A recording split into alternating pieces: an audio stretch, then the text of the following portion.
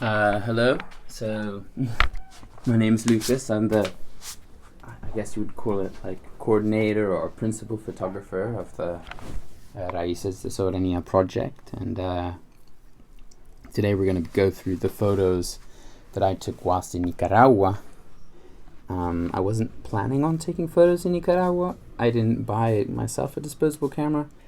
And I got a camera, I think, from Douglas, which he'd only taken 4 or 5 or even around 6 photos, so there was a couple of shots still left there, and I thought I'd take some photos myself. And we worked with 2 fishermen, 2 women, 2 smaller children, 2 teenagers, and 2 farmers.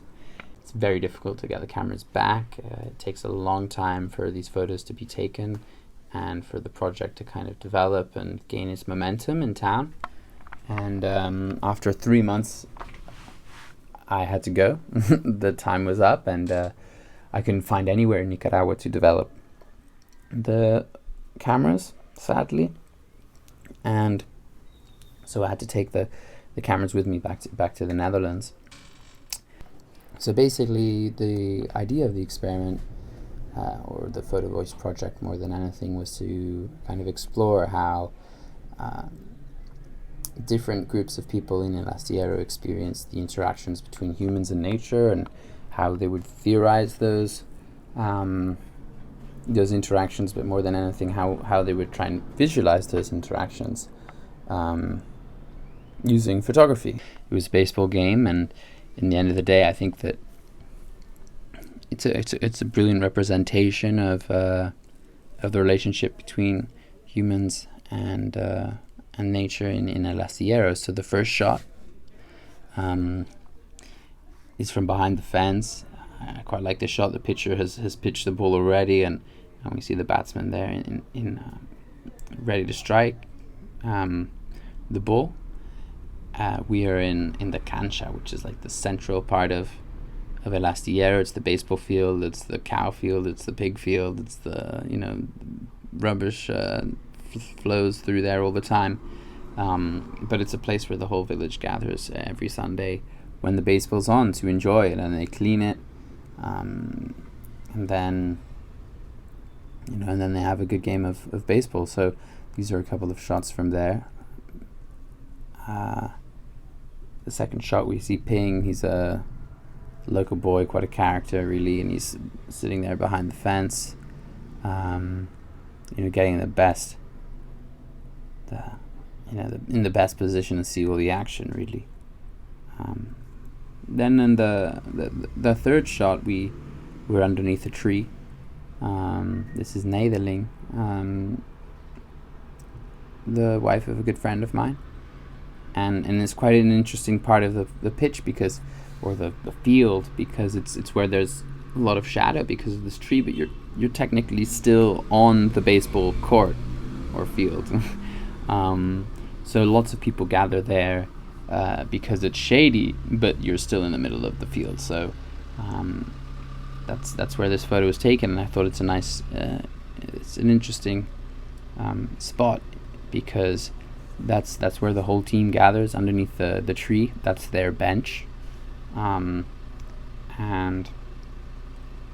yeah, that's also where the village gathers as well. And then the fourth photo, we see Joel Beroteran, and he just I think he just caught a triple or something, or even maybe an infield home run or something like this. He's covered in dirt. He had to slide to steal a base, and I thought that's a good representation of the interaction between humans and nature. I'll skip number 5, and number 6. You see much of the scene. Much of the from underneath the tree. You see that they're chilling on the field, and you see the whole crowd there sitting around the baseball court, the diamond, and it's quite an intense event in the heat of the day, but it's where everyone gathers and really enjoys a game of baseball. here, number 7, Yader. It's a great baseballer and a fisherman as well. And this is really where farmers and fishermen sometimes come together to play baseball. And I think it's a great experience to also participate in these games as a fan, and also seeing the visiting team show up with their supporters, and it's a pleasant day. It's full of energy. It's full of intense energy. Here, number 9, we see Angel. He's definitely someone who's a great example of how humans interact with nature. He's a surfer. He's a boat captain as well of a tourist boat. And there he is looking for an adventure. So here we're back at the number 10. We're another close-up of the batter here, along with number 11, where he's taking a swipe at the ball that's coming through. I think that's definitely a strike. It's going to travel quite low, I think, that ball. But here we see the town underneath the trees as much as possible, but in the cancha enjoying the game. And I think it's quite a beautiful representation. Again, number 12, kind of same shot, but from behind the crowd. And number 13, everyone's is kind of celebrating a run. There we are, in the moment, number 14 of Joel coming back after scoring, I think, his in the field home run, and Yader and him are enjoying the moment, as well as number 15. They're having a good time. And quite a spectacular day, really. We get to the final shots here. Mauriel, another wonderful friend of mine, and Joel up close.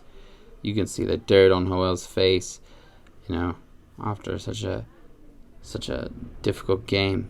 Mauriel also is an incredible surfer, as is Joel actually, but Joel stopped surfing and Mauriel stopped playing baseball. And then the final photo here, image 17, I thought was perhaps more of an image I was expecting from some people in town. Not that we got many similar images to this, but you see a lot of erosion happening along the side of the road due to the heavy rains.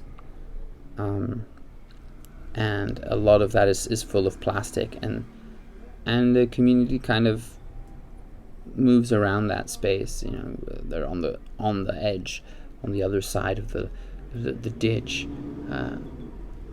watching the baseball, and then they're selling food on the other side of the road. But there's just this gorge of erosion due to tropical rains in the rainy season, and a lot of plastic that washes in from the community uphill. And that's that really. It was a wonderful experience working with this group in Nicaragua, and I hold them close to my heart, since my work is also there in Nicaragua. Every now and then I'm around, and it's great to be part of this community.